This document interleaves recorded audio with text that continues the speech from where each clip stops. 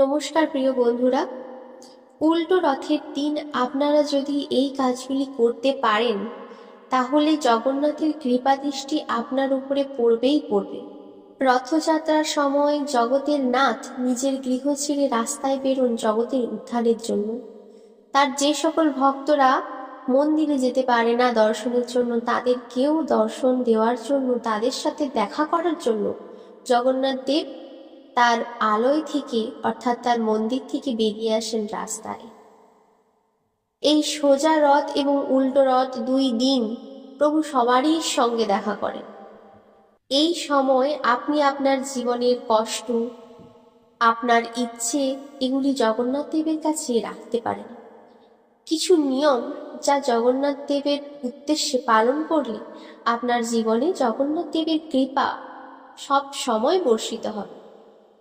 জগতের নাথ আপনার সকল দুঃখ কষ্ট নিজের উপরে নিয়ে নেবেন আর আপনাকে দিবেন অপার সুখ। গুন্ডিচা মন্দির থেকে ঘুরে গিয়ে ভগবান বিষ্ণু শয়নে যাবেন। তিনি 4 মাসের জন্য শয়নে থাকবেন, আর এই 4 মাস দেবী দেবতাদের দায়িত্বে থাকবে সমস্ত পৃথিবী, সমস্ত ব্রহ্মাণ্ড। তাই ভগবান বিষ্ণু শয়নে যাওয়ার আগেই আপনি আপনার মনের ইচ্ছে তাকে জানান। শয়নে যাওয়ার আগেই প্রভু জগন্নাথ রূপে সকল ভক্তদেরকে উদ্ধারের জন্য রাস্তায় নেমে আসেন, সকলের মনের ইচ্ছে পূরণ করেন তিনি। তবে আপনাকেও তো এক পা বাড়িয়ে দিতে হবে।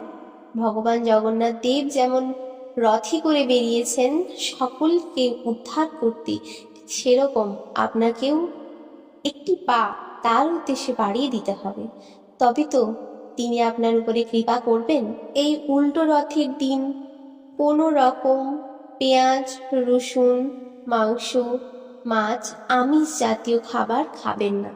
নেশা জাতীয় খাবার একদমই বর্জন করুন। এই দিন ভগবানের নাম করুন, ভগবানের সেবায় নিজেকে লাগিয়ে দিন। অর্থাৎ কোনো জগন্নাথ মন্দিরে যান বা বাড়িতেই প্রভুকে খুব ভালো করে সাজিয়ে পুজো করুন। একটি তুলসী পত্র ভগবানের চরণে দিয়ে আপনি তার কাছে প্রার্থনা করুন। এই দিন ভগবান জগন্নাথ দেবকে রসগোল্লা ভোগ নিবেদন করুন। এতে জগন্নাথ দেব খুবই প্রসন্ন হবেন। এবং ওই দিন জগন্নাথ দেব মাতা লক্ষ্মীর জন্য রসগোল্লা নিয়ে যান। মাতা লক্ষ্মী সেই রসগোল্লা দেখে অত্যন্ত প্রসন্ন হন। তাই জগন্নাথ দেবের পাশাপাশি মাতা লক্ষ্মীও রসগোল্লাতে অতি প্রসন্ন হন এই বিশেষ দিনে। তাই এই দিন অবশ্যই রসগোল্লা দিয়ে বাড়িতে জগন্নাথ দেবের পুজো করুন। উল্টো রথের দিন অবশ্যই রথে অংশগ্রহণ করুন।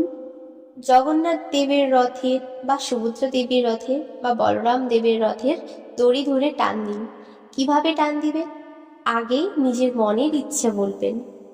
দড়ি ধরে জগন্নাথ দেবকে নিজের মনের ইচ্ছে বলবেন। যেই যেই কারণে আপনি কষ্ট পাচ্ছেন সেই সমস্ত কষ্ট আপনি জগন্নাথ দেবকে বলবেন এবং সেই রথের দড়ি ধরে টান দেবেন। সেই রথের দড়ি টেনে নিয়ে যাবেন। এতে জগন্নাথ দেব আপনার সকল ইচ্ছে পূরণ করবে। মন্দিরে যান বা বাড়িতে এই বিশেষ বিশেষ দিনে বিশেষ করে জগন্নাথ দেবের মুখমণ্ডল, তার শরীর খুব ভালো করে দর্শন করবেন। খুব ভালো করে প্রথমে দেখবেন যে ললাট, সেখানে খুব সুন্দরভাবে দেখবেন, খুব ভালো করে দেখবেন দেব কি পরে আছে, কিরকম সেজে আছে, নাকে কি পরেছে, নাসিকা দেখবেন, তার চোখ এত সুন্দর বড় বড় চোখ, সেই চোখ দর্শন করবেন। তারপরে জগন্নাথ দেবের ঠোঁট অর্থাৎ মুখমণ্ডল খুব সুন্দরভাবে দর্শন করবেন, কান দর্শন করবেন, তার শরীর দর্শন করবেন। জগন্নাথ দেবকে খুব ভালো করে এই দিন দর্শন করবেন এবং তার সাথে সাথে মাতা সুভদ্রা, ভ্রাতা বলরাম সবাইকে খুব সুন্দরভাবে তাদের শৃঙ্গার কি পরেছে, কিরকম ভাবে দাঁড়িয়ে আছে সুন্দরভাবে দর্শন করবেন। পা থেকে দর্শন করা শুরু করবেন, তারপরে মুখমণ্ডলে। আমরা যাই, মন্দিরে যাই, আমরা মুখের দিকে সবার প্রথমে তাকিয়ে দিই, কিন্তু না, দর্শন করবেন পা থেকে আস্তে আস্তে আস্তে আস্তে মুখমণ্ডলের দিকে দর্শন করা শুরু করবেন এবং বেশ কিছুক্ষণ দাঁড়িয়ে দর্শন করবেন। জগন্নাথ দেবের মুখমণ্ডলেই বসবাস করেন সমস্ত গ্রহ। জগন্নাথ দেবের এক একটি স্থান দর্শন করা, খুব ভালো করে দর্শন করা মানে এক একটি গ্রহকে প্রসন্ন করা। তাহলে আপনারা বুঝলেন এই দিন কি কি করতে হবে। জগন্নাথ দেবকে একটি তুলসী পাতা দিয়ে পুজো করতে হবে, রসগোল্লা দিয়ে পুজো করলে খুব ভালো। এই দিন নিরামিষ আহার গ্রহণ করতে হবে, নেশা জাতীয় দ্রব্য একদমই বর্জন করতে হবে। এই দিন মাতা লক্ষ্মীরও বিশেষ পুজো করা প্রয়োজন। আপনি যদি পারেন বাড়িতে একটু আতপ চাল, একটা 1 টাকার কয়েন অর্থাৎ 16 আনা 1 টাকার কয়েন আর একটি গোটা হলুদ, এই 3টে জিনিস মাতা লক্ষ্মীর কাছে রেখে দিয়ে আপনি প্রার্থনা করতে পারেন, হে মাতা লক্ষ্মী, আমার গৃহে আপনি বসবাস করুন, আপনি আমার গৃহে অচলা হয়ে থাকুন।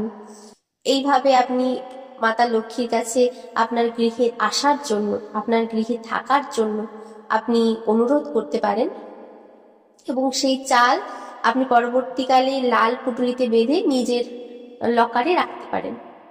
এটিও একটি টোটকা, আপনি এটি ফলো করতে পারেন। এই ছিল আজকের ভিডিওটি ভালো লাগলে অবশ্যই লাইক করবেন, শেয়ার করবেন, কমেন্ট করে দিবেন, নিজের প্রিয়জনদের সাথে শেয়ার করে দিবেন এবং অবশ্যই এই সনাতনী বোনকে সাপোর্ট করবেন। জয় জগন্নাথ।